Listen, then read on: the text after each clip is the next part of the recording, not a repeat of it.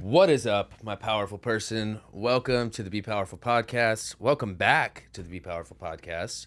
Took a break last week, just working through some personal things, and just needed to, take a little break from social media.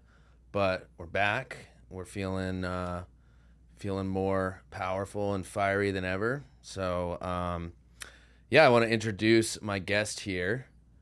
He is an entrepreneur. He just started a coaching business after leaving Heart and Soil. You were a coach over there as well.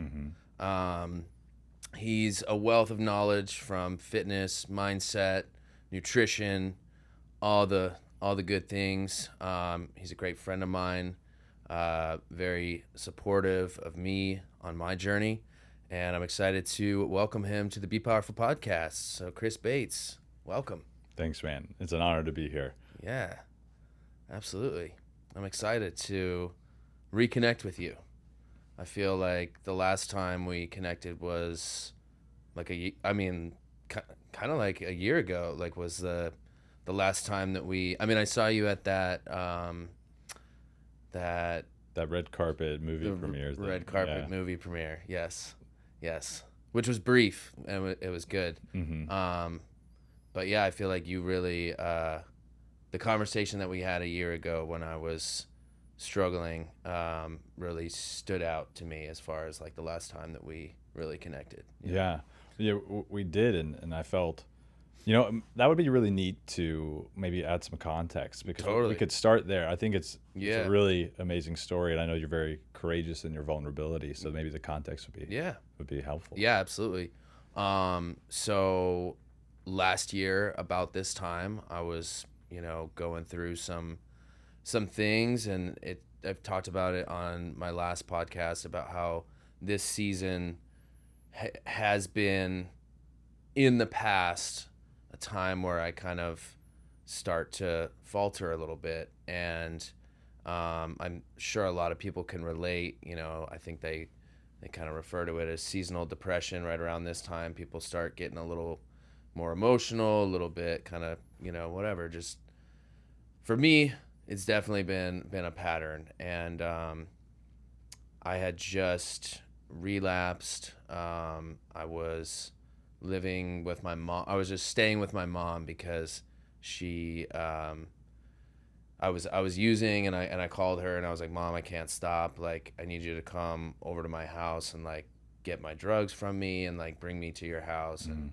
we'll leave my car at my house, and I'm just gonna come stay with you for a little bit." And that was like right around Thanksgiving, and I don't know how. Like, maybe you sent something on my Instagram presence, or maybe we were talking. I'm not exactly sure, but you just reached out and you were like, "Dude, let's get on a FaceTime and let's just talk. Like, I just want to support you any way I can, see where you're at, and just, be there for you."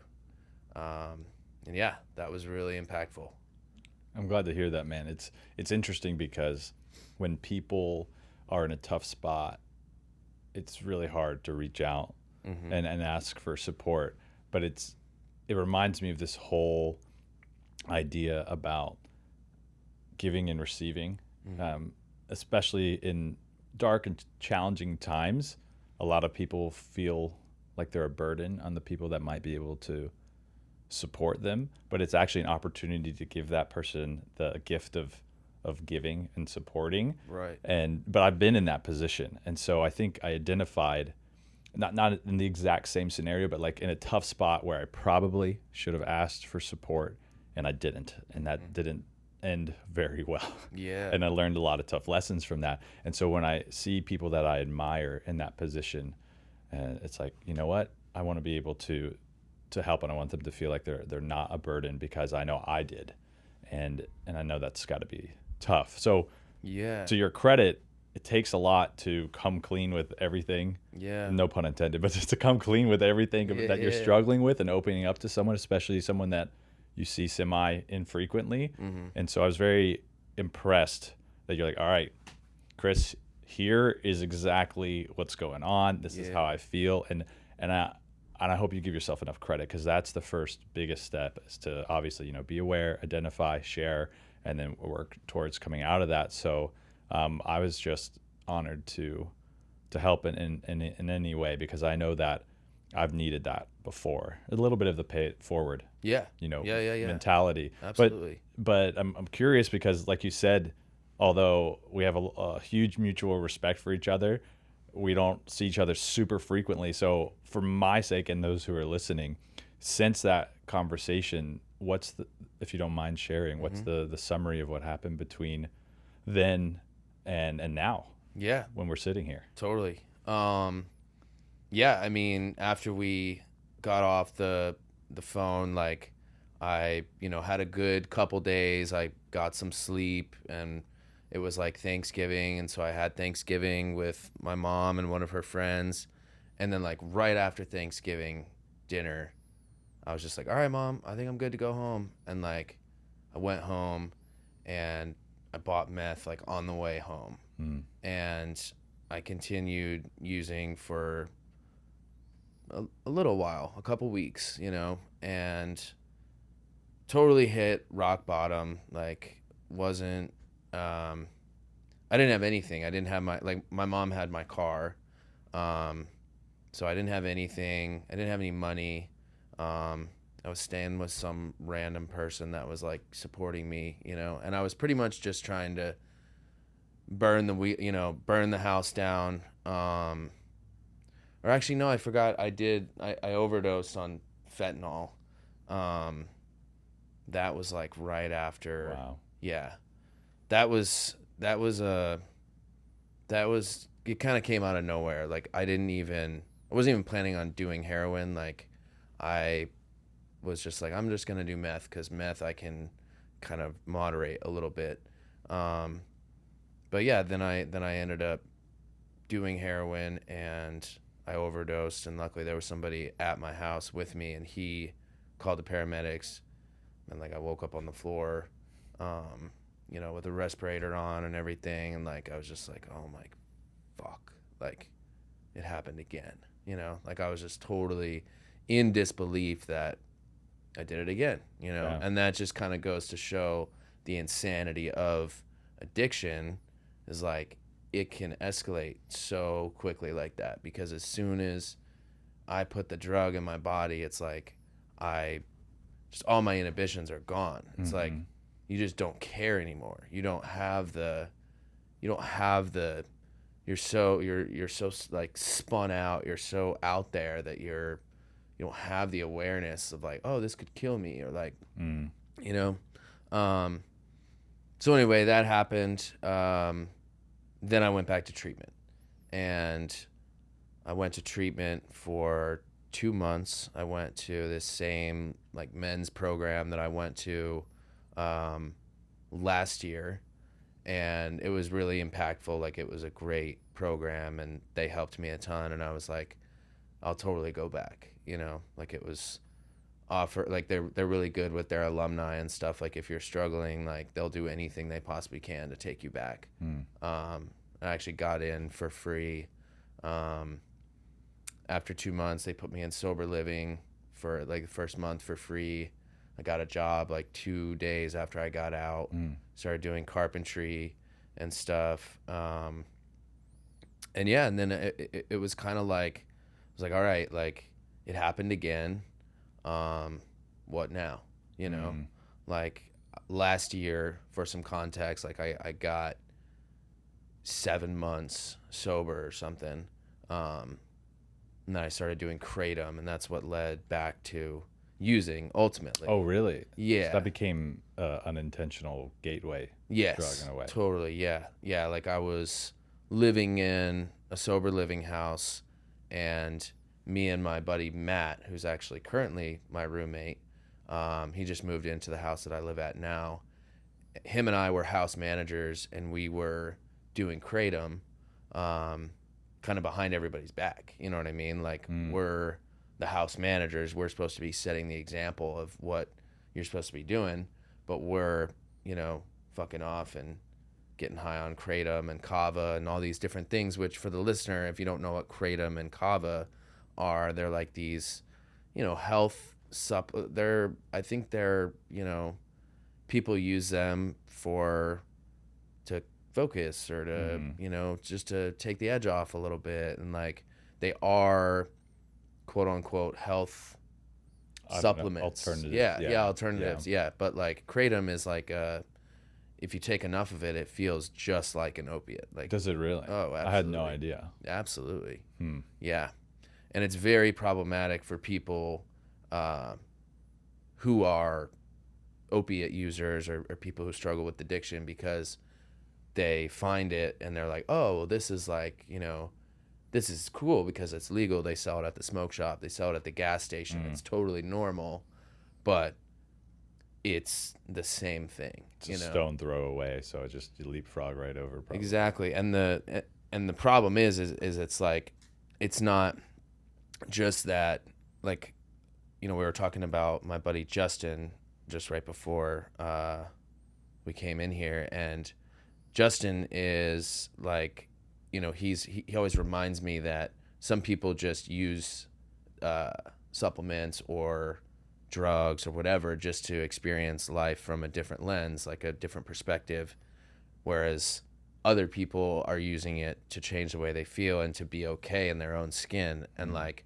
the reason why I was using kratom was because I was not doing the things that I need to do in order to keep my internal condition healthy, right? So I was not doing things in recovery that I should be doing. I wasn't taking other men through the steps, which is sponsorship.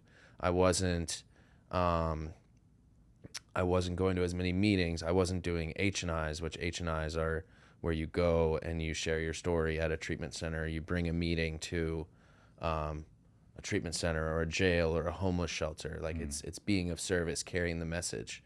I wasn't doing any of those things, and so therefore I was feeling restless, irritable, and discontent is what they call it in recovery. And that's very accurate. I'm sure even people who aren't in recovery can relate to that feeling of restless when you're not doing the things, the daily disciplines, like, meditation, daily routine type stuff that people do to be okay, working out, all those different things.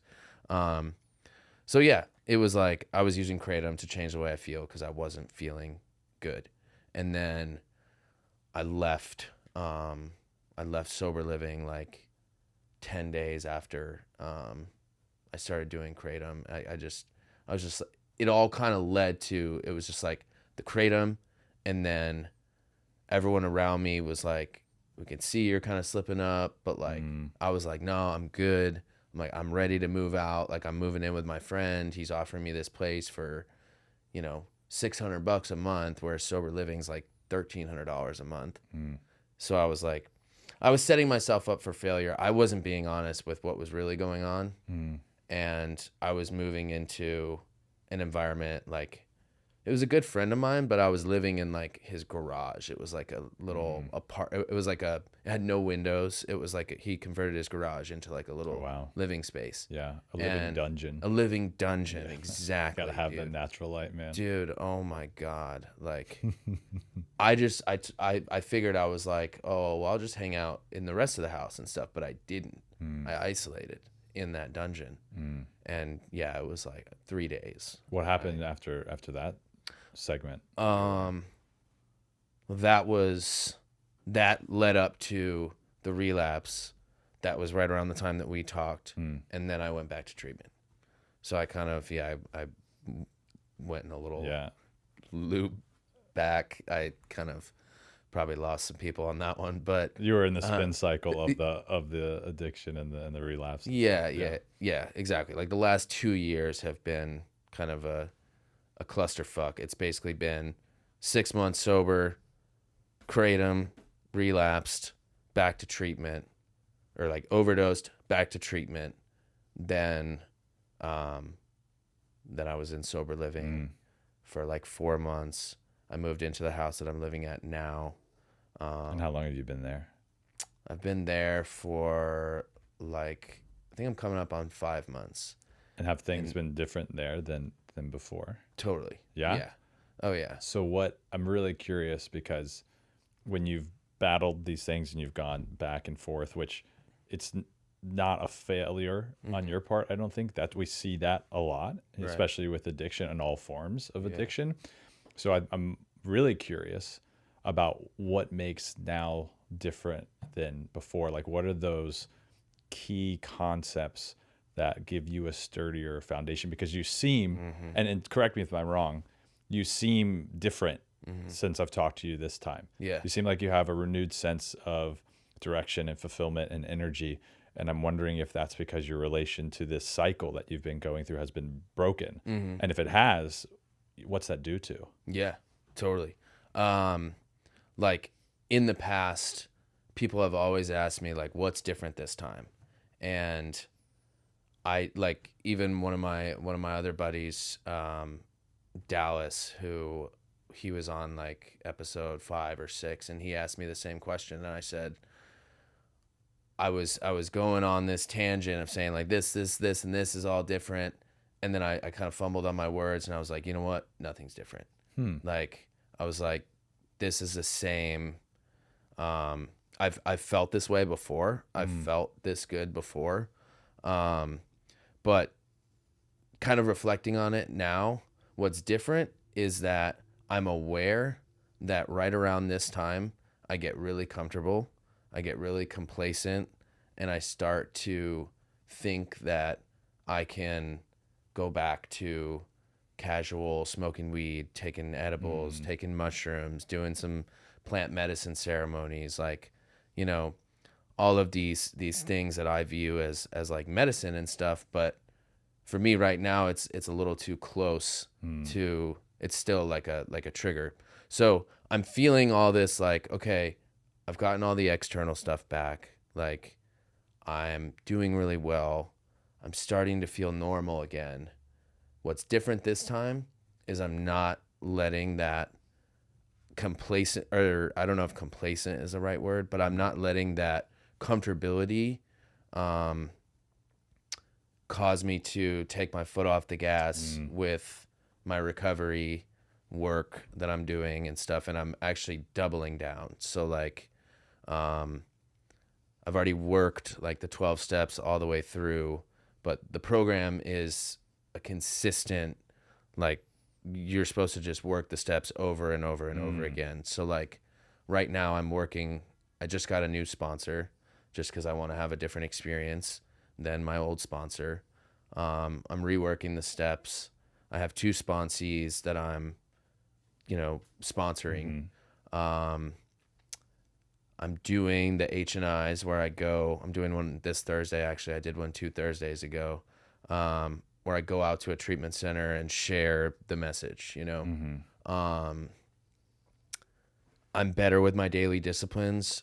I'm better at not identifying with my mind. Like my buddy Justin, he's helped me a ton with just understanding my mind. And shout out to Justin. I'm actually doing his anxiety program right now that he has, which is talking about where anxiety comes from and how to kind of just identify it and just feel it for what it is, but not let it totally derail you and stuff. So I'm working a lot with presence and, just being still, and like I've slowed down a lot. I'm aware of my tendencies to grasp for comfort through food or nicotine or porn or, whatever, Yeah. social media, like whatever. I have more awareness and I'm doing more work. I think that's the only difference. Yeah. It's interesting because I have suffered from addiction, but it's never really been substance oriented. It's either been habit or, porn, video games, a lot of escapes, Right. which is, very common for addictions. But I've been cyclical with it. You kind of get disgusted with yourself and you're like, this is going to be different.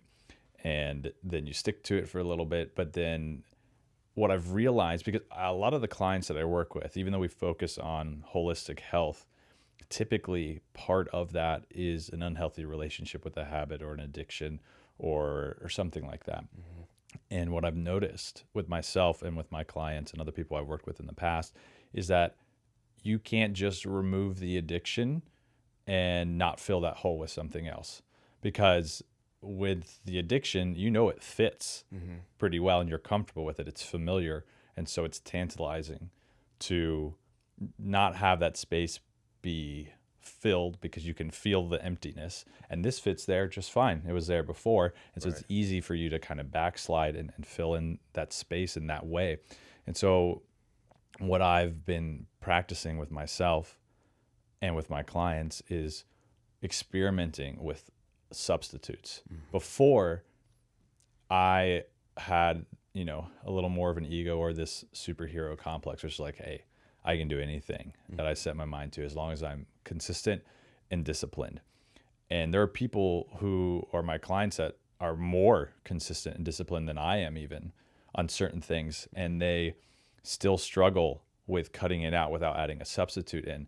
And so I think for people listening, I'd be really curious to know if this is something that resonates with them, because, I have a sample size of, I don't know, maybe like 80 to 100 people that I've talked to this about, and it seems pretty consistent, but I would love to get like a bigger input on that, because if I got addicted to cutting out my addictions, so it was like one thing after another, and then the slate was clean, but then it was almost too serious. I wasn't playing enough. I wasn't really like adventuring and taking life by the haunches. And I realized that's because I had left that hole unfilled and I resisted putting anything in it, but that's not really sustainable. Right. And so I don't know what the perfect substitute is. I'm sure it's different from person to person. But for me, I thought after I tried a lot of things and they didn't fit, I went back to video games. This was actually just a few months ago, because I was like, look, I can moderate it.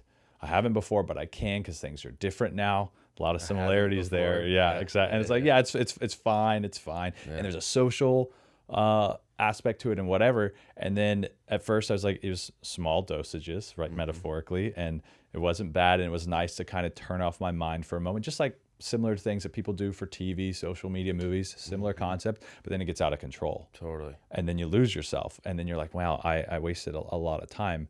And so there's a fine line between something that is restorative or that is a reprieve versus something that is counterproductive and destructive. Right. And so I am still trying to experiment on what that hole needs to be filled with, euphemisms aside. And so are like a lot of my clients. Yeah. And a lot of people have to almost get addicted to the right things in order to ensure that they don't backslide into whatever's familiar. Yeah. So for you, what is this podcast one of those things? It's like it's a new venture, it's filling that addiction, or if not, is it a combination of things? I'm really curious. Or does any of that even resonate with you? 100%. Yeah.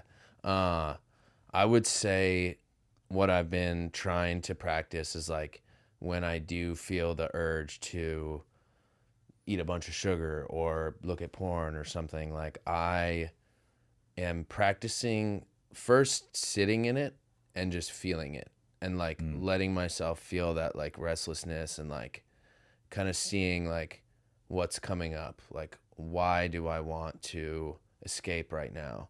And 9 times out of 10 it's because I don't want to do something that I need to do in order to grow deeper in my spiritual connection or grow deeper in my vision for this podcast or grow deeper in my recovery, like, or read a book or do something that's gonna, read a book, that falls in the category of just grow deeper, so I've noticed that when I am needing to do something that's good for me, I'm going to be triggered by the urge to do something that's not good for me. So yeah, I'm practicing like getting into some breath work and just trying to move the energy out or move it somewhere else. If it's sexual energy, like how do I move it into my heart and make it creative energy? Or like obviously going outside and, you know, doing a little workout or going for a run or like doing something like that is obviously a good way to, because it really is just energy. And if I can just put it into something else, Redirect it a little bit. redirect it, then the urge goes away. Something I've been dealing with lately is not wanting to even give it the time and space to feel it and just immediately submit to the urge to do something that's not good for me. I did have a bit of a breakthrough yesterday. One of my buddies came over and we did some breath work and we set some intention around like, okay, this is like what I'm going to release during this session is like this resistance that I'm feeling, this resistance to not do the things that I know I need to do in order to open more doors in my life. And I did have like a release. I had like I had like a physical bodily release from this breath work. And I was actually just texting him before I came in here. I was like, dude, like something changed, like something shifted. Wow. I really feel renewed. I feel like during this season of, you know, I call it my self-sabotage season. I've been feeling lower energy, having a hard time waking up. Been feeling resistance with ice bath, with working out, with, you know, like journaling, visualizing for my future. Like I've been feeling all this resistance and just wanting to just sit and, you know, just watch TV or look at porn or do whatever, you know? And, so yeah, I'm still trying to figure that out. Yeah. But what I found is you got to replace it with something else, something else that's good for you. And you have to be willing to feel the discomfort of like, okay, I want to sit in bed and be a lazy ass, but I'm going to go for a run instead, you know? There's nuance there that I find psychologically fascinating, and I have more questions than answers about it. So I wish I could say this is the secret recipe, but the reality is along the lines of what we're both saying. There's resistance to things that feel obligatory. So that the trick is to fill that void with something that you're excited about doing and that's relatively frictionless. And that's why I believe there's a lot of experimentation, because you don't really know if it's going to fit until you try to make it fit. And so you have to just fail forward and try one thing after another until, and I don't know that anyone has this like aha moment, but you can easily feel if you're having an honest conversation with yourself, whether or not you are satisfied with these addiction substitutes, let's call them. Right. So for me, seasons is a great way to say all this, because what satisfies that substitution need, I think, changes from season to season. There was a season of my life where I was learning so much about health and fitness and trying all these new workouts and diet things that fit the need and the void. But then I kind of, I don't want to say graduated from that. It didn't become stale, but it became kind of second nature. So I didn't have this kind of attention and focus. Honestly, it was a healthy addiction. Right. But then it becomes second nature, and you need something else to be the focal point, the forefront of that addictive energy. And I do think most humans by nature are addictive. You want to sink your teeth into something. You want to have the gratification of progression in a skill set or a knowledge or an experience. And I don't think any of that is inherently evil. But I think the more that we become aware that it's like a carousel, and each horse that you ride is like a season, and eventually it passes through your focal lens of the camera's view of this carousel, and you have to pick something else that's a healthy addiction that will temporarily fill that void. And if we force ourselves to feel guilty about needing a healthy addiction or just addiction in general, then we kind of like fall off the ride, and then we have to start back over. And if we think that we pick one thing and that's going to last forever, we kind of set ourselves up for failure from an expectation perspective. At least this is my recent theory Yeah. about it, and I would be curious to hear your thoughts on it. And also, I know because you know a lot. You've been, coach, personal trainer. You know your way around the gym, to say the least. So has that ever been a substitute for addiction for you in the past? And did that also have a limited season? Yeah. I was kind of thinking about that as you were saying, it fit for a certain amount of time, and then it was like it didn't have that same effect. Like I found that trying new things, like lately doing more kettlebell stuff, trying to learn steel mace, and some of these more I don't know, flow like movements and stuff. Those have been really good for me, like when I'm feeling some type of anxiousness and stuff, just to go outside and like try to practice some new flow with the steel mace and stuff. Yeah, like I've noticed, as long as it's something that's like new and like interesting and I can be like a student at it, then it does fill that void. It makes me wonder if part of substituting addiction has to do with novelty and newness, right? So like if you master something or you just become bored with it, that addiction substitute doesn't really have the benefit of filling the void as it did before. But at the same time, then it's, there's this whole argument about, instant gratification probably keeps you from being able to use an addiction substitute for its full life span. And because if you just want more, you could burn through whatever naturally this thing might have taken either years ago, or if you had moderated it, whatnot. So yeah, it just makes me wonder, because novelty I don't think is inherently a bad thing either. And I don't think addiction is as well, if you channel it right or you have these healthy substitutes. But maybe that's what, defines the period in which you should have each substitute. Like if people are, listening to this and they're like, okay, yeah, I've had addictions and then I've had addiction substitutes. So when do I know when to move on to the next? I think it's just being aware and having this conversation with yourself and saying, I'm starting to become disinterested. So before one of these unproductive or deconstructive things slide back into that void, I need to find another healthy substitute. I need to be proactive and have like a contingency plan. And it's interesting because we both battled it in different ways. But I should probably take my own advice because I don't have any lined up really. And I'm like searching actively for it because I don't want to go back into where I used to be. Right. Yeah, I was going to say, what have you found that resonates with you? Like, do you feel like you need something new, something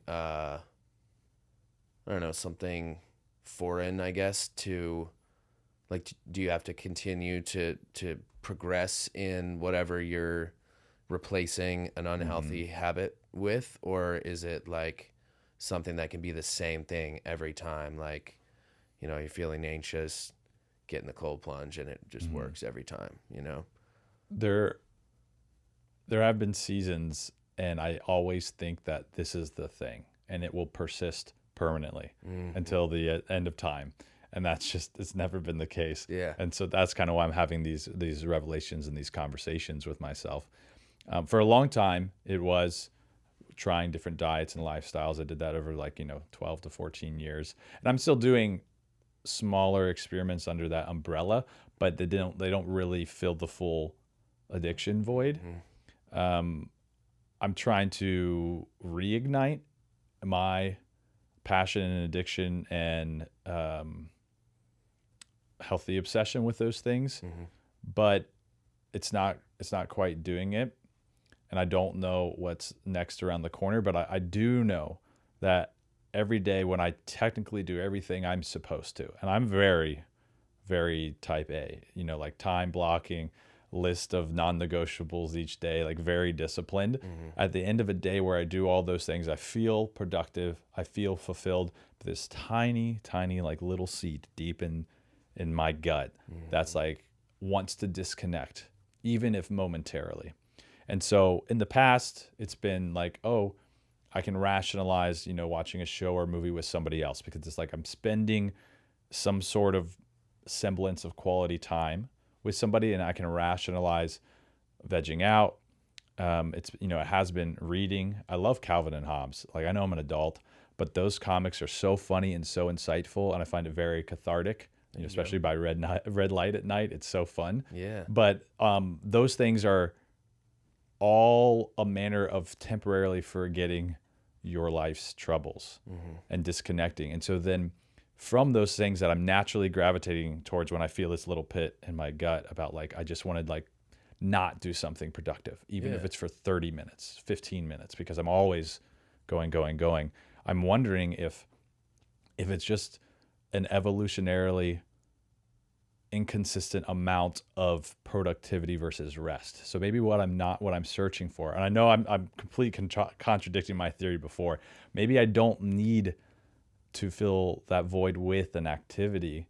Maybe I just need to be more at peace. And I don't know if other people or you feel that way about it. And then if that is true, and we pull that string a little more, is that a product of just modernity? That it's so hard to find peace. And I think that's why meditation is so important. Or even those flows you were talking about, it's kind of a combination of exercise and meditation in a way. Yeah, exactly. And it's movement meditation. Yeah. Yeah. So is that part of the equation too? Like if maybe you do find a good addiction substitute, but you also need to make sure you're making enough time for peace and tranquility, stillness. Yeah, great word for that. I don't know, and I again, something I'm still kind of fleshing out, and I'm sure a lot of other people have had similar trains of thoughts. But does that resonate with you too? Yeah. I think I sense from you that there's a little bit of guiltiness about not doing anything, and I think you should allow yourself to not do anything more often.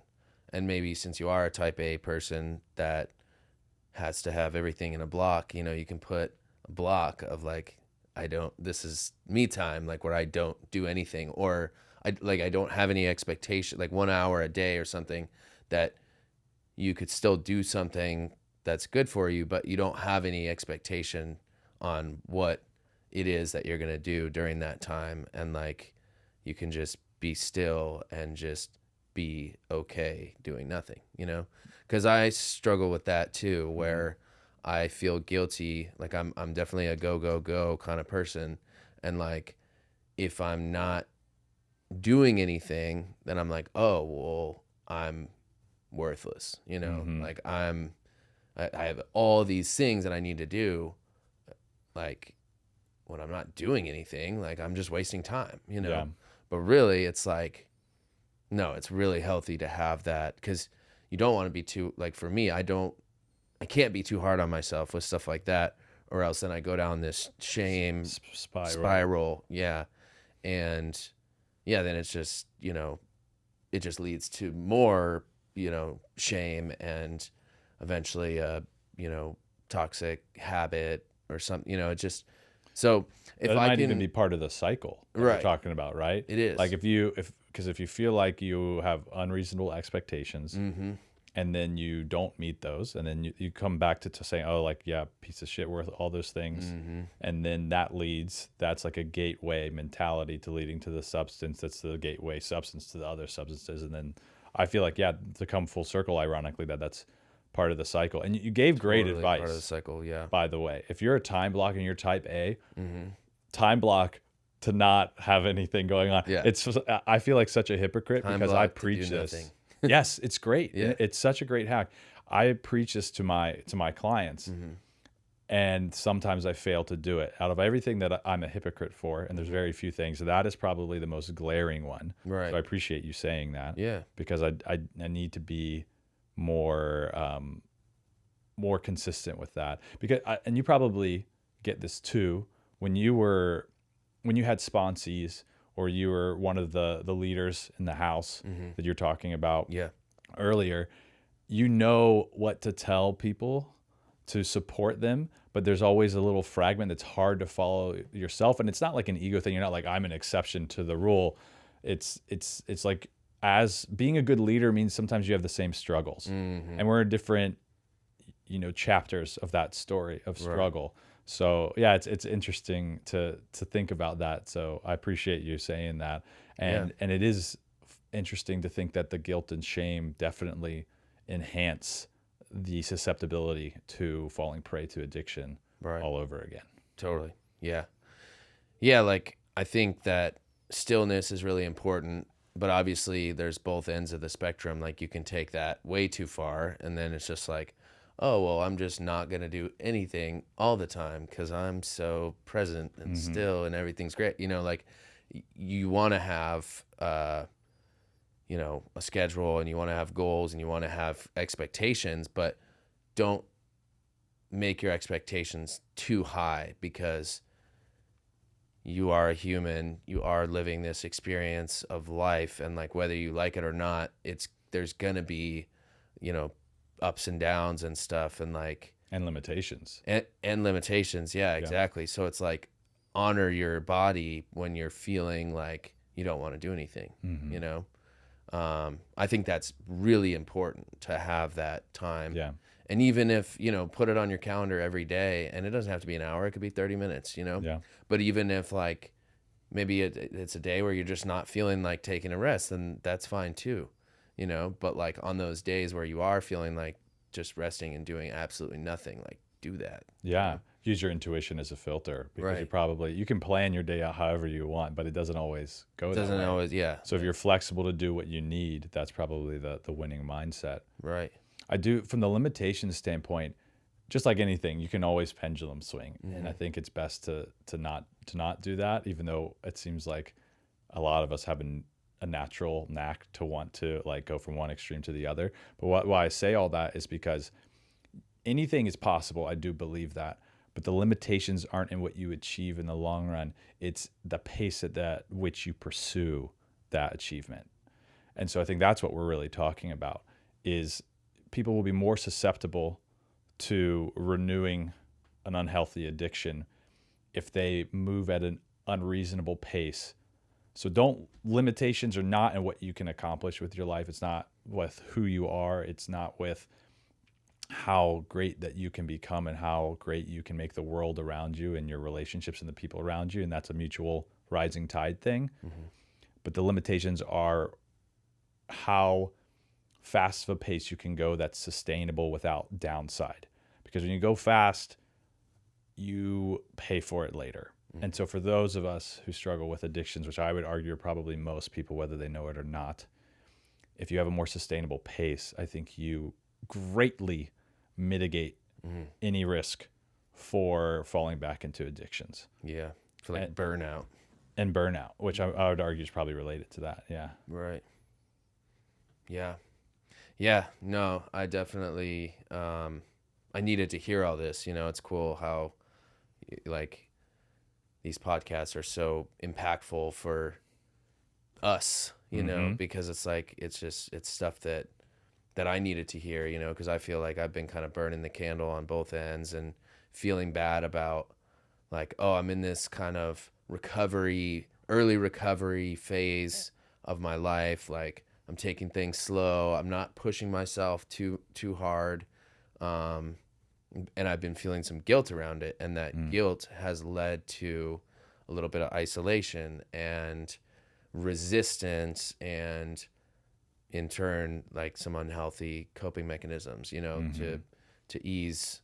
Yeah, it's a cycle, it's not even necessarily that I believe that, eating a bunch of snacks is going to make things better, but it's just a unconscious coping mechanism that I'm, leaning into to just try to change the way I feel, Yeah. when really it's not working at all. And then it's just this, continuous cycle. But I wanted to go back to when you were talking about being like a leader, being a coach, and not taking your own advice. Like not like I always like that's been one of my issues even in like my addiction was like I would tell you exactly what you wanted to hear. I would tell you the things that you wanted to hear to make you comfortable with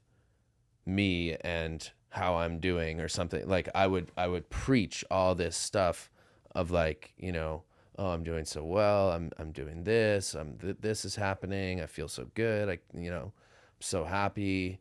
But I was, you know, when, you know, behind closed doors, I'm engaging in my addictions heavily and like so there's this balance of like, yeah, you want to like help other people and you want to give them good advice. And like, if you're giving good advice and you're talking about it, you're speaking it into existence. So maybe you're more likely to like do the same things that you're talking about, but it can become this toxic, like, you know, I'm telling everybody to do all this different stuff and I'm all high and mighty and I've got it all figured out, but really internally I'm like falling the fuck apart. Yeah. You know? Can you relate to that at all? Yes, I think more so in the past. Right now, I'm very aware of like where I'm falling short, and it's mostly in smaller sectors. But that's a beautiful thing. I think the illusion that the people worth following are the people that have it figured out is pretty backwards. You know, you should be admiring the people who are struggling with the same thing and they're pushing towards it and they're willing to share it and they're willing to tell you when they fall short and how they think they're going to do it better next time, because nobody's got it figured out. You can go to the top of the ladder in any topic, anybody who's traditionally or even untraditionally successful, and they're still figuring it out. And I think that's the curse and the gift of life. You know, the curse is you're never going to know what the solution, like the 100% sure solution for anything is, but you'll always be getting little nuggets or incremental advances in understanding a problem and increasing your proficiency when it comes to the temptations or the challenges behind that problem. And so, yeah, I know that working with people is the best thing that I can do because I offer them a lot of value, but it's a two-way street. And, you know, sharing kind of like what we're doing right now, our struggles and our thoughts opens up doors. Like you were talking about, hey, I needed this conversation. I did too. Yeah. There's something magical about externally processing. And so that's another reason why I just love what I do so much, because I am always trying to do better while my clients are trying to do better. And sure, you know, just like same with you, I'm sure you have a little more experience in certain areas, but if you are doing it right, you're always open to doing better, and people will help you uncover these secret doors that you might otherwise have missed, where you can go and grow at an exponential rate compared to if you were just trudging along by yourself. Totally.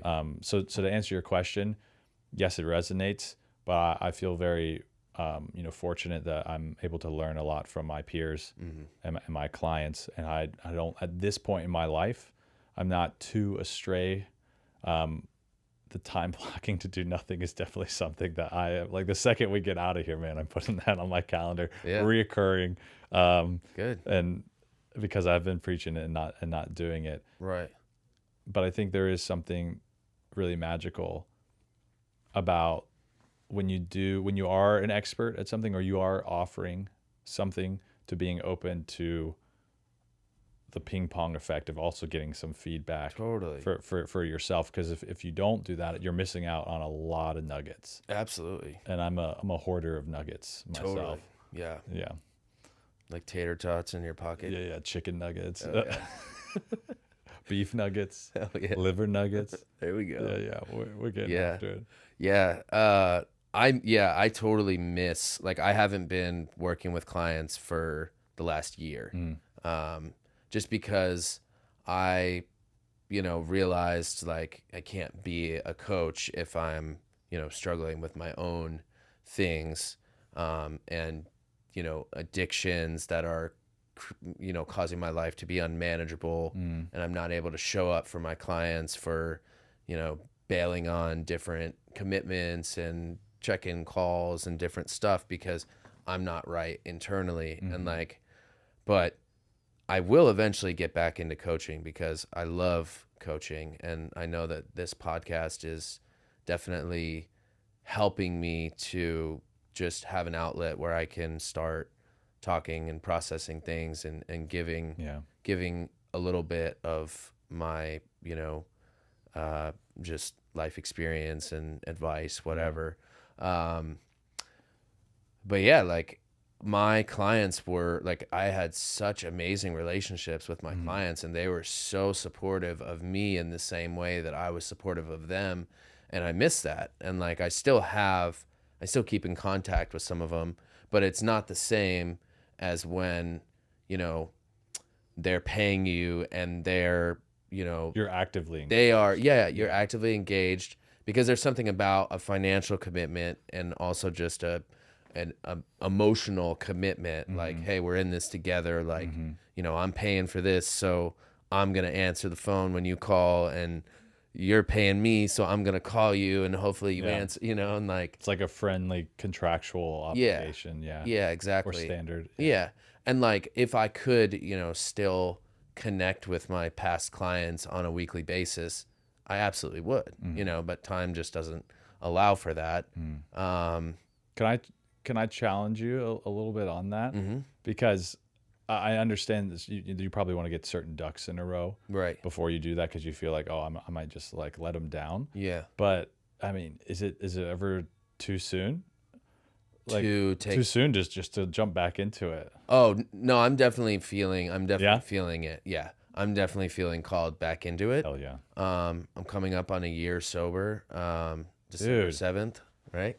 Yeah. And like, so I'm finally feeling just great. You know what I mean? Like, I'm finally feeling like I can hold space for people again, and and like, also, it was a discipline thing. Like, I built my coaching business off of like intuition. Like, I didn't really create systems. I didn't create programs. I didn't create too many resources for, like, I was listening to one of your podcasts, and you were talking about, like, on a discovery call, if somebody, isn't quite ready for coaching, but they do still want your support and they want some resources, like, how do you still support that person to kind of get them in your network while they're, still kind of like, how do you support that person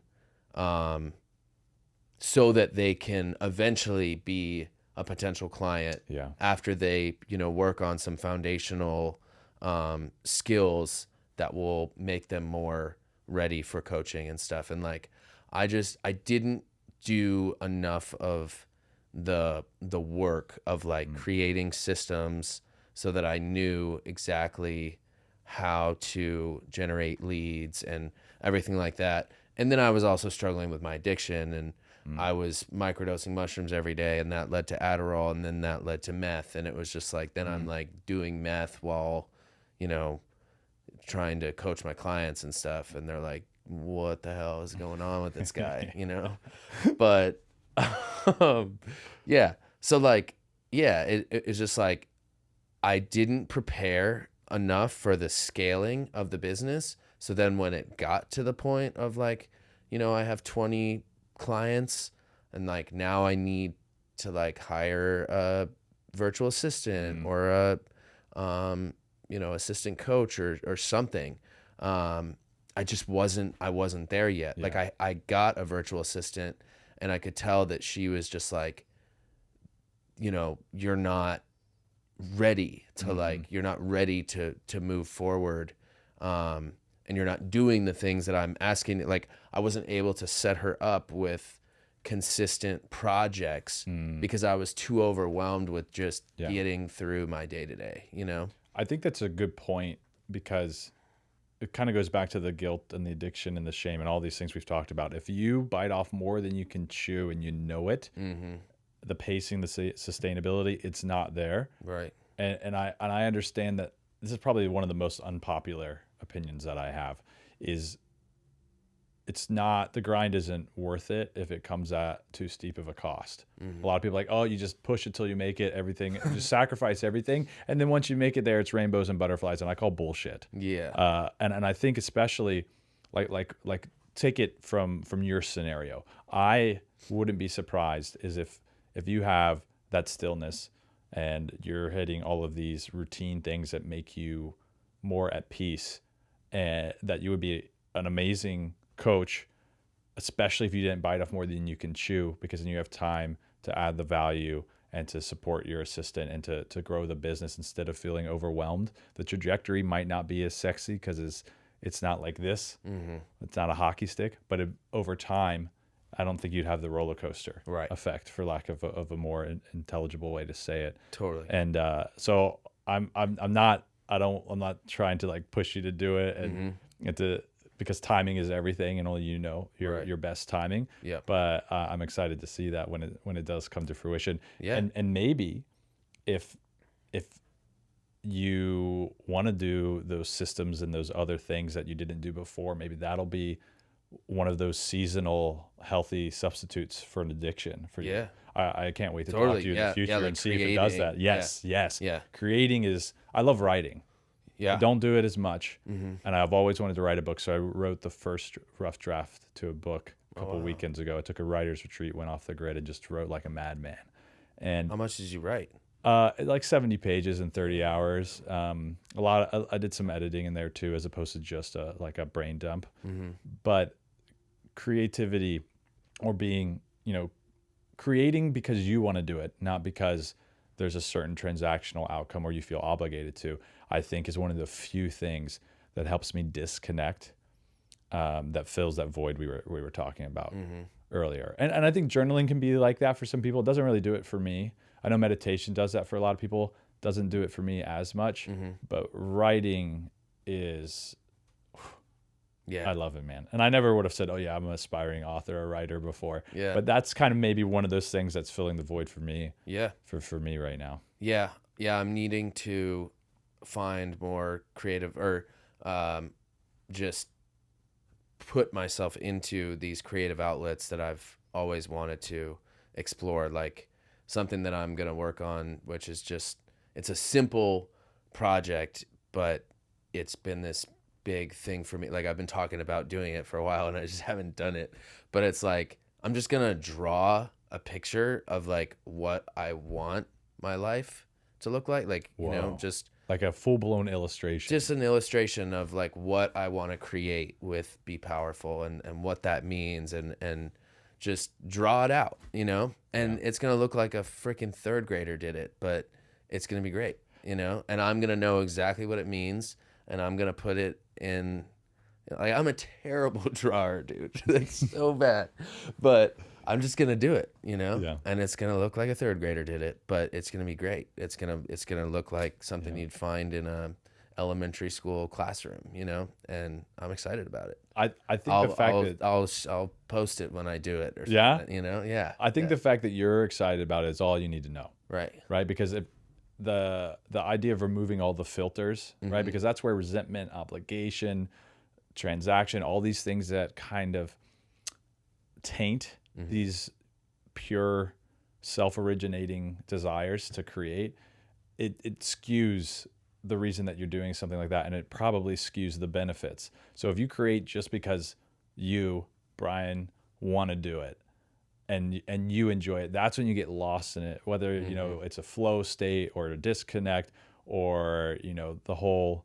channeling the source, whatever you want to call it. I think those benefits are best preserved when you're not doing it for somebody else or some other outcome. And so the fact that like you're sitting here giddy, you don't care what the quality is going to look like, and you just pump the draw, like that's special, man. There's something to it.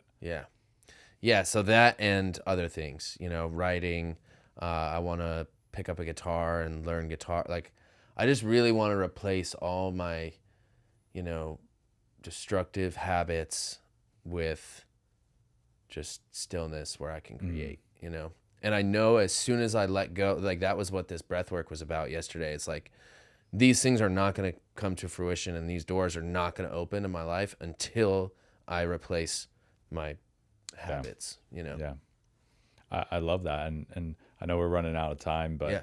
I'm excited to check in a few months and see if you and I are still struggling with the same thoughts. Maybe we've had some new ones, but Totally. I think it's a really important topic. And so I'm excited to see how we evolve. Yeah, absolutely.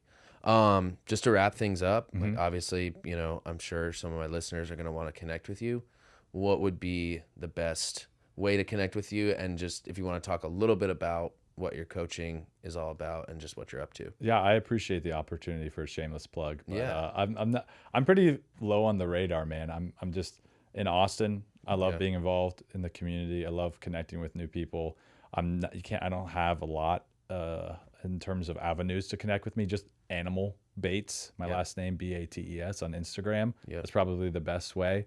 They can find a lot about what I'm doing there, or shoot me a message. I love to connect with people. For sure. But yeah, it's just a very involved, holistic coaching, and Totally. a lot of my clients, like I said, it's typically alcohol is a thing that we work on in conjunction with health, because it's probably the most common, but also it's pretty detrimental, Yeah. even especially considering it's normalized. But anyhow, people, reach out, and if people are in Austin, I love connecting one-on-one. It's kind of like a podcast without the recording, you know? So anybody wants to go out to coffee to talk about these things, is like, I'm always down for that. That's a healthy addiction for me right now, ironically. Sweet.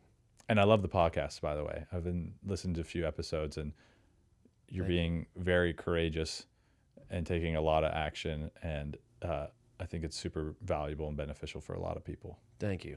I appreciate that a lot. I needed to hear that. Definitely. Yeah, it's been really cool, you know, just talking about whatever.